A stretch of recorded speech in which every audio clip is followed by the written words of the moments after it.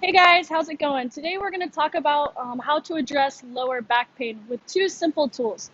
So we're going to be using a foam roller and or a lacrosse ball. So whichever one you have at home, or if you're looking for something a little more intense, the lacrosse ball option is going to do that for you.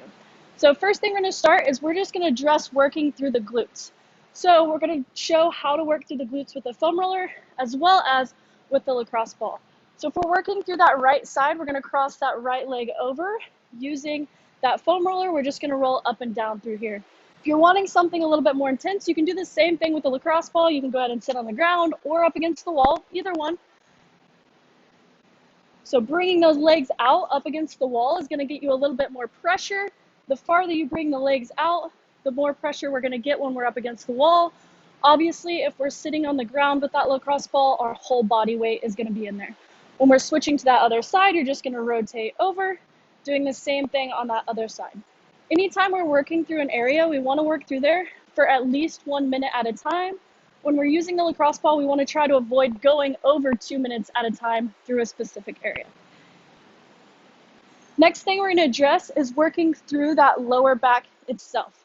We want to work through the muscles on the right and the left of the spine.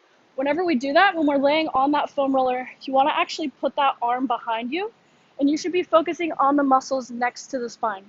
With the lacrosse ball, doing it up against the wall, the lacrosse ball is going to start anywhere from the lower portion of the back. You can work all the way up into mid-back.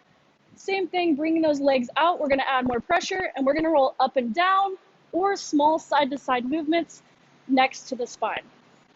Again, we want to work for at least 1 minute. When we're using that lacrosse ball, we don't want to go over 2 minutes through a specific area because you can aggravate that tissue.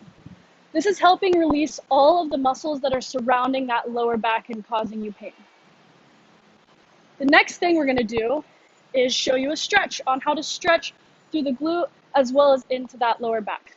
We're going to go over two different variations here.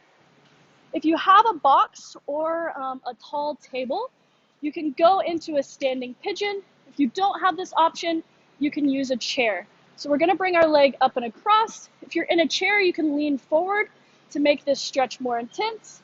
If you're on a box or a table, you can lean forward as well.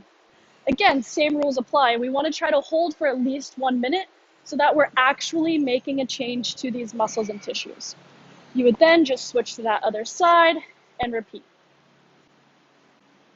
Whenever we're doing this at home, if you're finding that it's giving you a little bit of relief, you can repeat this routine 3 to 4 times a day. The more times a day that we're working through these muscles and tissues, the faster we're going to make a change, the quicker we're going to be out of pain. The last thing we're going to go over is a strengthening exercise so that we're turning that core on and it's helping to protect that lower back. So with this strengthening exercise, we're going to give 2 different variations. On both of them, we're going to start laying on the ground. So this is going to be a little bit more advanced. Whoops.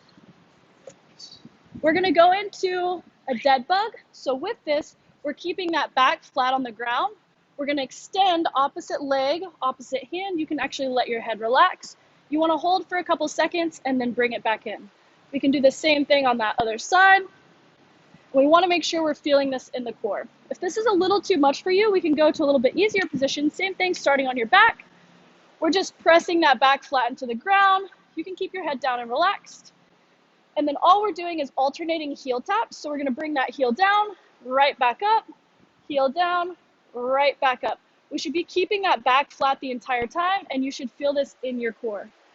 If this is a little too much, or maybe it's even causing pain in that lower back, you can even just keep your legs down and even just pressing your back flat, holding for a few seconds, and then relaxing.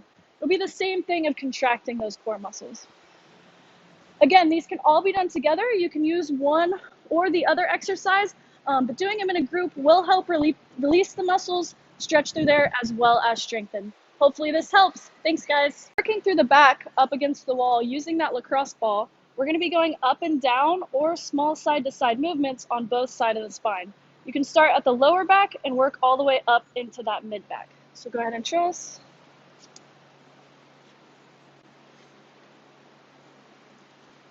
The more he brings his legs out away from the wall, the more pressure he's able to add in.